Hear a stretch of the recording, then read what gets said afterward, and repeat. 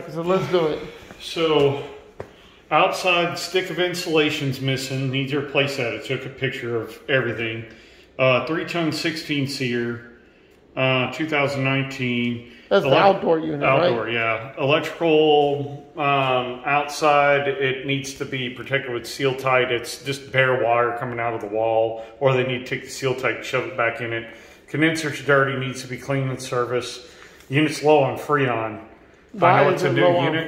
I feel 90% sure it's going to be in the coil just because they're prone to leak up there. So okay, probably the evaporator coil. Yeah. So you're thinking that the evaporator coil might need to be replaced? I'm about 99% sure. Because it's just, I'm not going to tear all that shit off of there. They've got it so caked on with that stuff. The plenums they used are ductboard style plenums. And there's no way to secure them. They're shit. They're garbage. They don't. That shit'll break loose. Cause if my family's moving here, I'm getting all that shit ripped out and putting sheet metal with insulation. Put a correct transition. Right now, they came off the heater, went straight over to the coil. The coil has this much coil that's being blocked with just a flat piece. You can't do that. So if you look at the plenum. The coil stands up this tall. The plenum, they just made up a plenum, just random size, or reused what was there. And the same thing on the plenum size, you got air that should be distributed from the whole top of the coil that's being blocked with a piece of duct. That air goes nowhere. It just recirculates in the box. Do you think that's why on these vents right here, one was like 60 and the other one was 70? They're such small ducts coming out. And as you already know, like they probably told you that, you know, this thing's busted all to hell. It looks like somebody stepped on it. Oh, no, yeah, somebody fell on it or stepped on it. Yeah, that was one of the things the inspector brought up. So look, you can look from right here. Just come up a ladder right here, and I can show you. It's easier to show you. So you can see that's damaged. This is too small.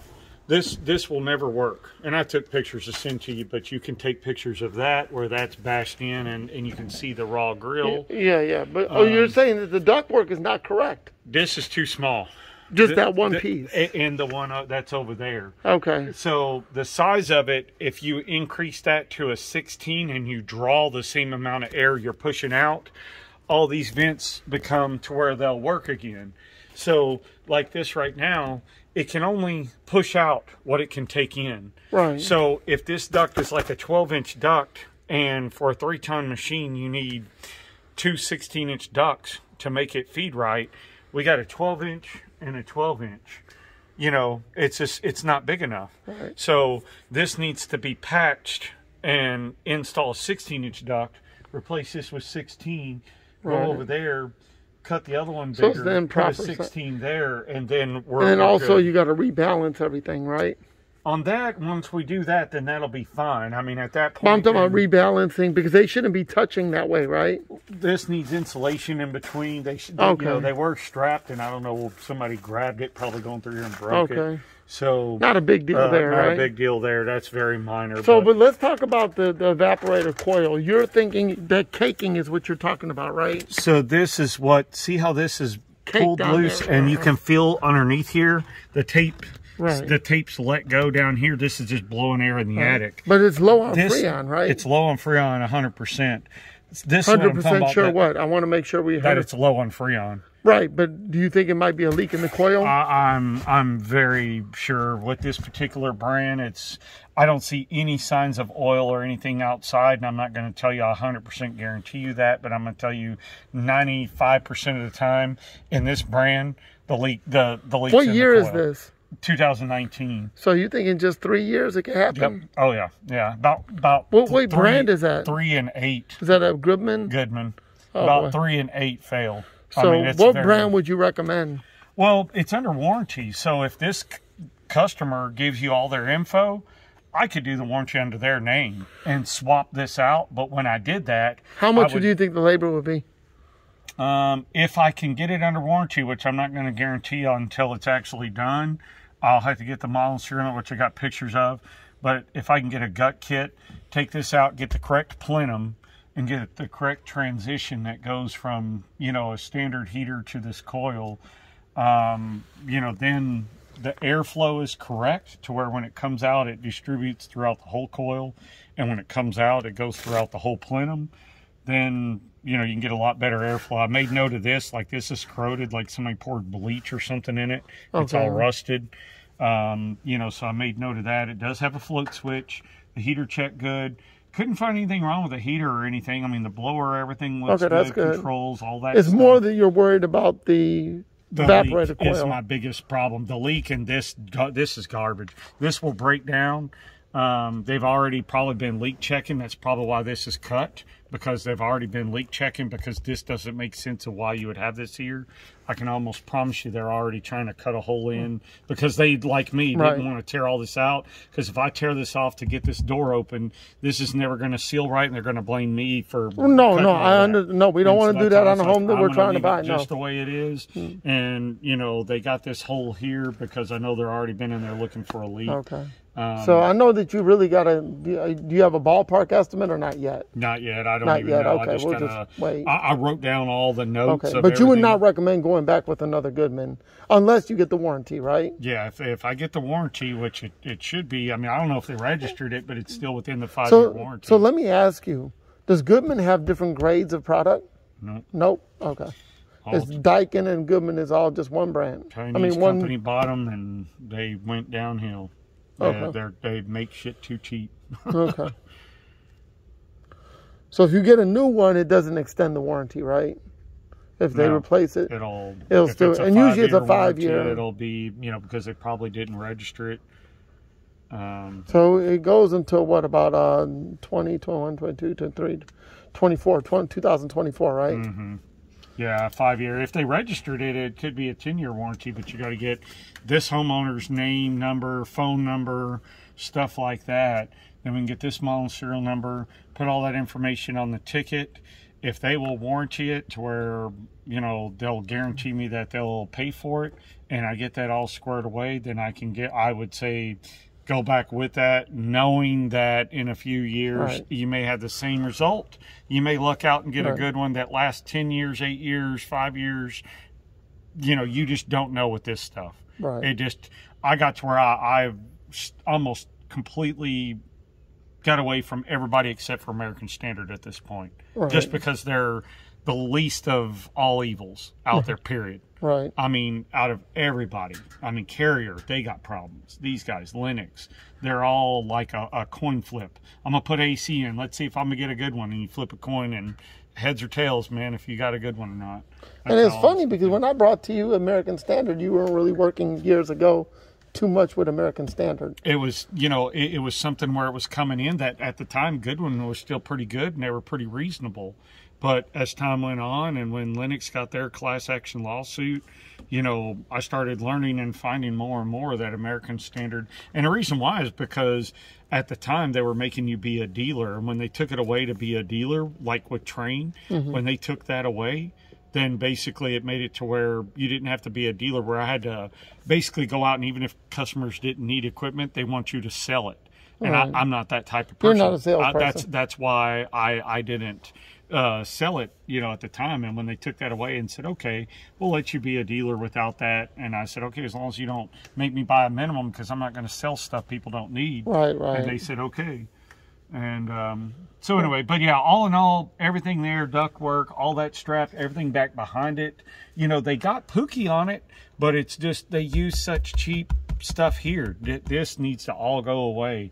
Pull all this out from the heater this way, take everything out, put a new transition in. Just make sure when you do your pricing on your invoice or whatever, or your, you know, your estimate regarding the evaporator coil, and the unit outside is okay, right? Everything I see out there looks good. Capacitor check good. All the controls, everything looks good out there. No problem whatsoever out there, other than the pressure. The pressure was low, and when I turned it on, you can hear it pulsating big time. So here's what I'd like you to do when you write this part of it up, and you may want to jot this down.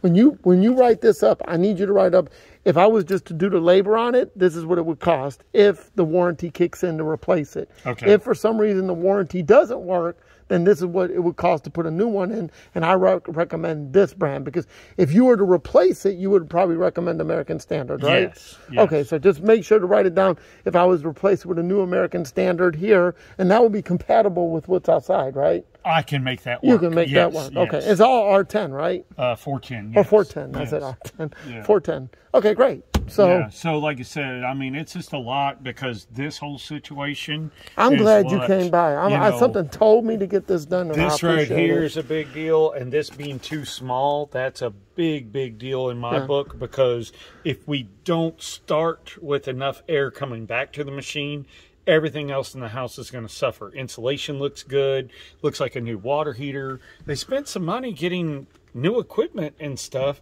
It just sucks that they halfway through it together.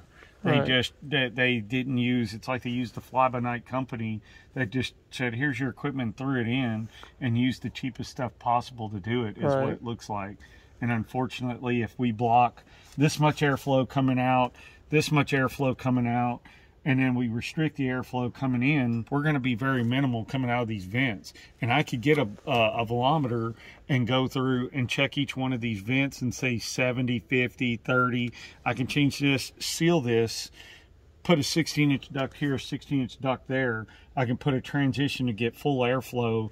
I can put a new plenum that is correct, and I can go to each one of these, and I got 100, 100, 150. Right, and get it right. I doubled airflow everywhere, because the machine's breathing as it should, and then the efficiency kicks way up. It's reliable. If I can take metal and put it here and screw it, this is going to fall apart. Eventually, this tape's going to let go, and this is just like it is down there at the bottom. Right. You're going to get air leaks. This is what happens every time. You know, it gets weak every time the air pressure picks up. You know, if we do fix the volume air that way and double it over here, it's going to blow this hole out. It's going to blow the plenum out. And then all this stuff breaks down over time and comes in the airflow. Who wants to breathe insulation, you know? Right. So you're going to be able to write all this up and get me a price, right? The only thing is the interchangeable. I need the interchangeable price on this. Like if you can warranty it, then it's just labor, right? Yes. Okay. But I also need to a point. I mean, torch, vacuum, dryer, I get things like that, odds and ends. But for the most part, the bulk of the cost, which can you itemize your list? I usually do, like labor and then parts, labor and then parts. Great. I usually try to, if I have time. Because the main thing is, if you can get on, I want the warranty labor price, and if you can't get under warranty, what it would cost to get an American Standard, and just go with that.